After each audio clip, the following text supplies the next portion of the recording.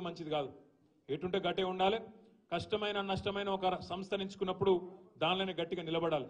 ఇవాళ ఆయన అక్కడో కన్ను ఇక్కడో కన్ను ఇక్కడో కాలు అక్కడో కాలేస్తే అదేదో చెప్తారు దోబికా కుత్తా అన్నట్టు అవుతుంది పరిస్థితి. ఎటు కాకుండా అవుతాడు. ఆల్రెడీ ఇంకొక మాట, మనం స్పీకర్కి ఇప్పటికే కంప్లైంట్ ఇచ్చినాం. స్పీకర్ గారి దగ్గర పోయినాం. ఈయనను వెంటనే అనర్హుడుగా ప్రకటించాలని చెప్తున్నాం. అందుకే నేను మిమ్మల్ని కోరేది, కాంగ్రెస్ పార్టీ ఇవాళ వాళ్ళు తీసుకున్న నిర్ణయంతో పార్లమెంట్ అభ్యర్థిగా దానం నాగేందర్ను కాంగ్రెస్ అభ్యర్థిగా ప్రకటించడంతోనే స్పీకర్ గారు వెంటనే నిర్ణయం తీసుకోవాలి, అనర్హుడుగా ప్రకటించాలని చెప్పి కూడా ఈ వేదిక ద్వారా నేను డిమాండ్ చేస్తున్నా.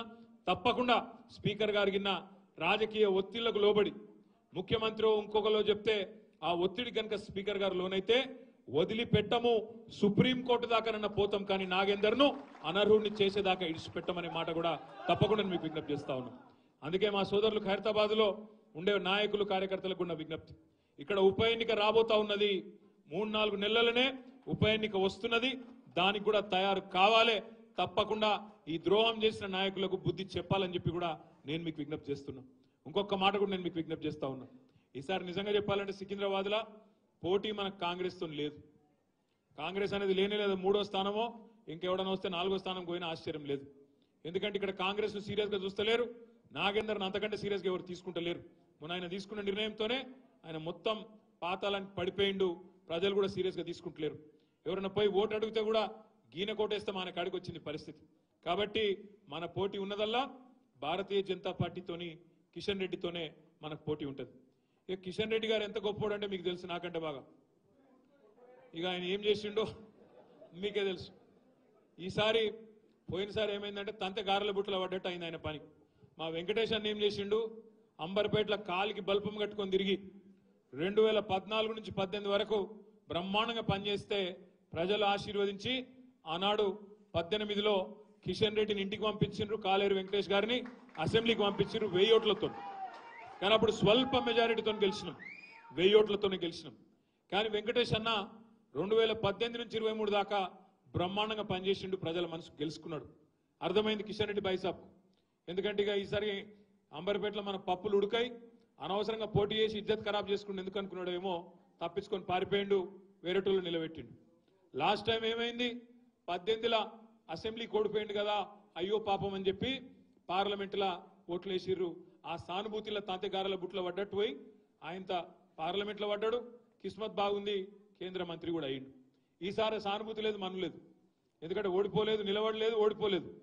రెండోది 5 ఏళ్ళు పార్లమెంట్లో కేంద్ర మంత్రిగా ఏం చేసిండయ్యా కిషన్ రెడ్డి గారు అని ఎవరినైనా అడిగితే ఆయన చేసిన గొప్ప పనులు 3 పనులు. ఒకటి, కరోనా వచ్చింది, అవి చూసినా. కరోనా వస్తే వేరే నాయకులేమో అన్నదానాలు చేసిండ్రు, హాస్పిటల్ల డొనేషన్లు ఇచ్చిండ్రు, అంబులెన్స్లు ఇచ్చిండ్రు, చాలా వేరే పనులు చేసిండ్రు. మన కిషన్ అన్న మాత్రం కేంద్ర మంత్రిగా అందరికీ కుర్కురే ప్యాకెట్లు వంచిండు. అందుకే ఆయన చాలా మంది కిషన్ రెడ్డి అంటలేరు, కుర్కురే రెడ్డి అంటుంది. కుర్కురే రెడ్డి గారు అంటారు ఆయన. మొన్న కేసీఆర్ గారు ప్రపంచంలోనే అతిపెద్దదైన ముఖ్యమంత్రిగా ఉండే ఆనాడు కేసీఆర్ గారు అతిపెద్దదైన లిఫ్ట్ ఇరిగేషన్ ప్రాజెక్టు ప్రపంచంలోనే కాళేశ్వరం ప్రాజెక్టు కేసీఆర్ గారు ప్రారంభోత్సవం చేసిండు. కిషన్ అన్నకు కూడా ఆలోచన వచ్చింది, మరి కేసీఆర్ గారు లిఫ్ట్ ఇరిగేషన్ చాలు చేసిండు కదా, నేను కూడా చేయాలి ఏదన్నా అని చెప్పి సీతాఫల్ మండి రైల్వే స్టేషన్ మేనేజర్ ఫోన్ చేసిండట. అరే ఏం చేయాలి రా భయ్ అని. ఆయన చెప్పినట్టు, సార్ ఇక్కడ 2 లిఫ్టులు చాలు చేస్తే అందుకున్నాయి, నువ్వు వచ్చి జర రైల్వే స్టేషన్లలో లిఫ్టులు చాలు చేయంటే ఆ 2 లిఫ్టులు చాలు చేసిండు వచ్చి. గంత గొప్పోడు. మొన్న ఆఖరికి మా నాంపల్లి కాన్స్టిట్యున్సీలా గుడిమల్కాపూర్లా సింటెక్స్ ట్యాంకులు ఓపెన్ చేస్తాడు కేంద్ర మంత్రి. ఇప్పుడే మా చిచ్చయ్య చెప్పిండు, మారేడుపల్లిలో కిషన్ రెడ్డి గారు చేసిన అతి గొప్ప పని ఏంటంటే మారేడుపల్లి ఎంఆర్ఓ ఆఫీసులో రేకుల షెడ్ వేయించిండు.